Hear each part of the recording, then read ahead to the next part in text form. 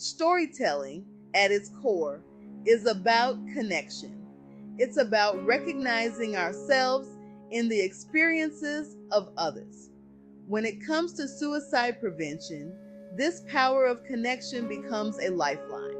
Sharing our stories, our struggles, our moments of despair, and our journeys back to hope can have a profound impact on those who feel isolated in their pain.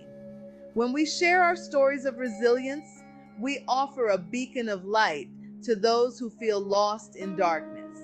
When we speak openly about our mental health challenges, we chip away at the stigma that keeps so many people silent and suffering.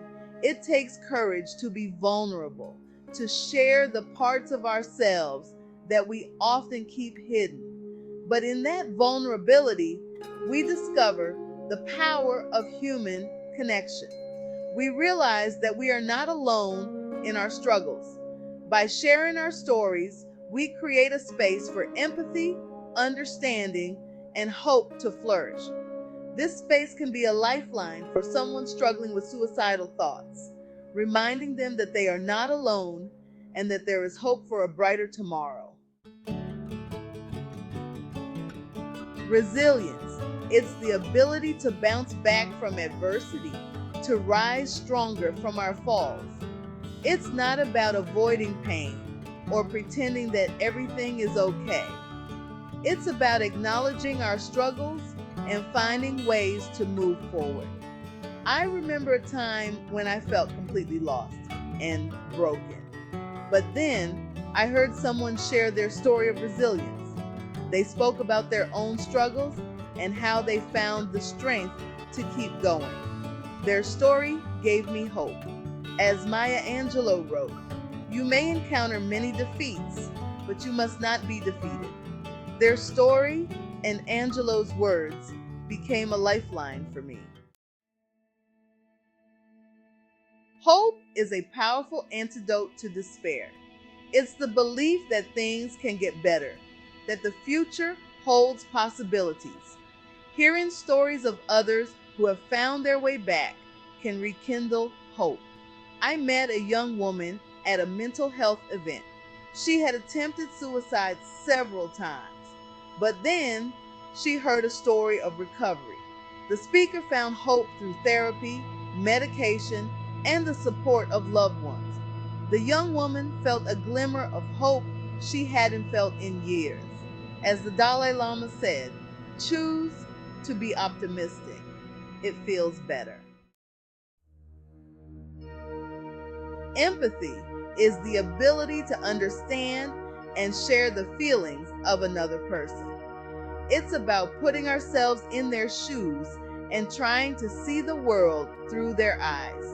When we listen to someone's story with empathy, we create a safe space for them to feel heard, validated, and understood. I remember a time when I was struggling with anxiety and feeling incredibly alone.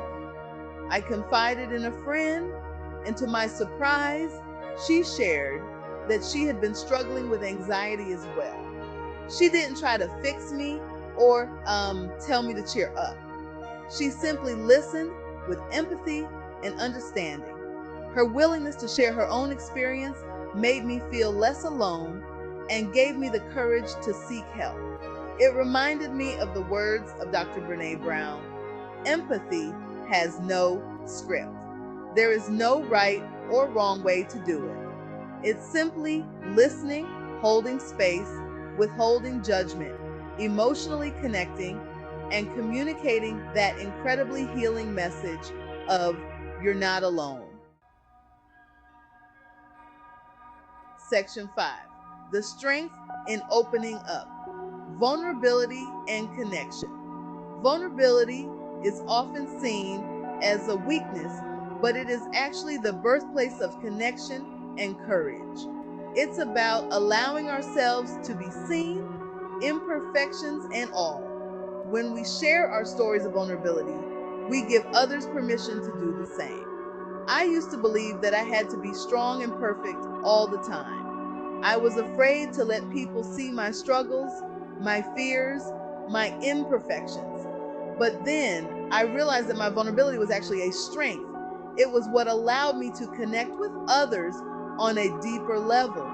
When I started sharing my stories of vulnerability, I was amazed by the response. People started opening up to me, sharing their own struggles and fears. We realized that we weren't so different after all. As the author and researcher Brene Brown so eloquently stated, vulnerability sounds like truth and feels like courage. Truth and courage aren't always comfortable, but they're never weakness. Section 6. Finding your voice. Courage to share, courage to heal. It takes courage to share our stories, especially when those stories are filled with pain, fear, and vulnerability. But in sharing our stories, we not only help ourselves heal, but we also inspire others to do the same. I remember a time when I was terrified to speak my truth. I was afraid of being judged, rejected, or hurt. But then I realized that my silence was protecting my ego, not my heart. I found the courage to share my story, and in doing so, I found my voice. And as I continued to share my story, I realized that it wasn't just my story. It was the story of countless others who had been silenced by shame, fear, and stigma. In the words of Audre Lorde, your silence will not protect you. Section 7. Breaking down walls. Storytelling and mental health stigma. Stigma thrives in silence. It festers in the shadows of shame and judgment. But when we share our stories of mental health, we shine a light on the darkness. We challenge the misconceptions and stereotypes that prevent people from seeking help. For far too long, mental health has been treated as a taboo subject, something to be whispered about in hushed tones. But the truth is, mental health is just as important as physical health. And just like any other illness, mental illness deserves to be treated with compassion, understanding, and care. When we share our stories, we help to normalize conversations about mental health. We show others that it's okay to not be okay, that seeking help is a sign of strength, not weakness. Section 8. A ripple effect. How one story can save lives. The power of storytelling lies not only in its ability to heal the storyteller, but also in its potential to create a ripple effect of hope and healing that extends far beyond the individual. When we share our stories, we create a space for others to feel seen, heard, and understood.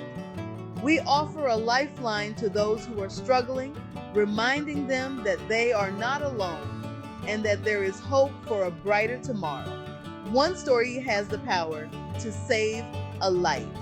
It can inspire someone to reach out for help, to believe in the possibility of recovery, to choose hope over despair. Never underestimate the power of your story. It has the potential to change lives, including your own. Section 9. Conclusion. You are not alone. Resources and a call to action. If you are struggling with suicidal thoughts, please know that you are not alone. There is hope and there is help available. Reach out to a trusted friend, family member, therapist, or call a suicide prevention hotline. Remember, your story matters. Your voice has the power to make a difference.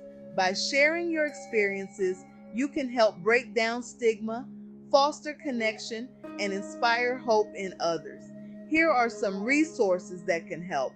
National Suicide Prevention, Lifeline 988, Crisis Text Line, text HOME to 741741.